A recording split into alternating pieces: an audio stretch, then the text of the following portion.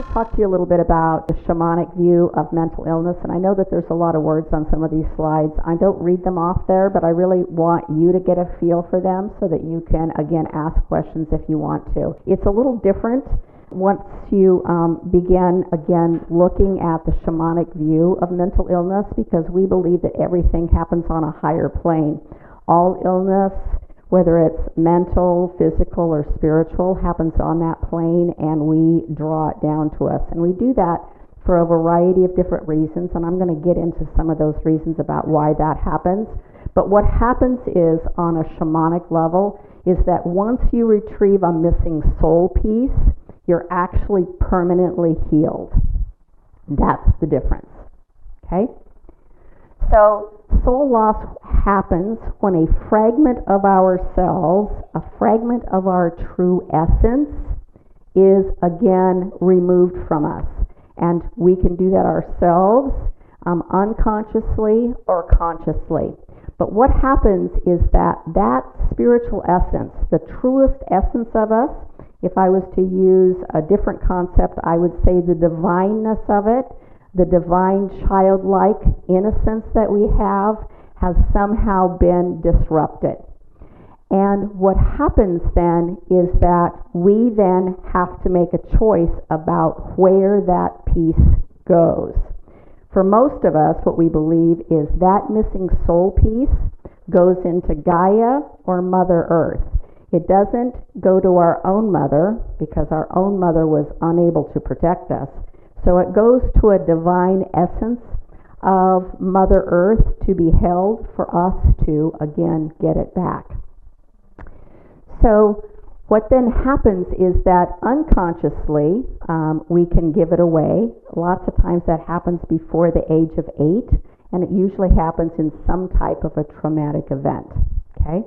It happens, it can happen because we've been abandoned. It can happen because we've been abused. It can happen because, again, we didn't live up to our parents' expectations of us. So as a child, my mother died when I was 2. My grandmother raised me. It was very traumatic. And it was very interesting because I heard all the time, "I wish you could be more like your mother." So I want you to know that I spent the first part of my life trying to be fit in a box that I was never going to fit in. And it took me a while to understand that, and somewhere about 15 or 16, I didn't get it anymore. I wasn't going to be in anybody's box anymore.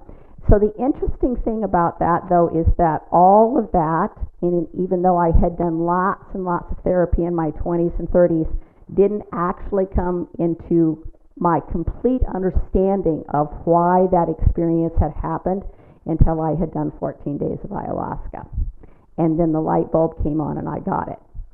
So what happens to us lots of times, because we don't lots of times grow up in a community that feels tribal, that has grandmothers and aunties and all of that, that have a particular way of teaching, is that we don't get that information about, again, being in a particular situation or an event that, again, can harm us, and how we're going to, again, heal from that.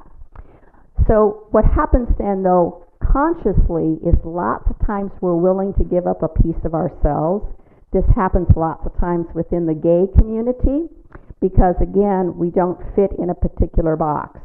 So we're willing to give up who we are to fit in whatever in that community, because what we really want more than anything else is love, right? We want to feel loved, we want to feel accepted, and we want to feel like that, again, we can contribute. We can't feel any of those things, though, if in fact we're giving up pieces of ourselves. So then what happens then is that, again, we're trying to make other people happy, and I certainly did that as a small child, trying to make, again, a grandmother happy who had lost a child, my mother, whom she grieved until, again, the very day that she died. And I got that through, again, the entheogen work that I did. I came to understand and to feel and to know, because there's a collective consciousness, I believe, again, what it was that she was going through.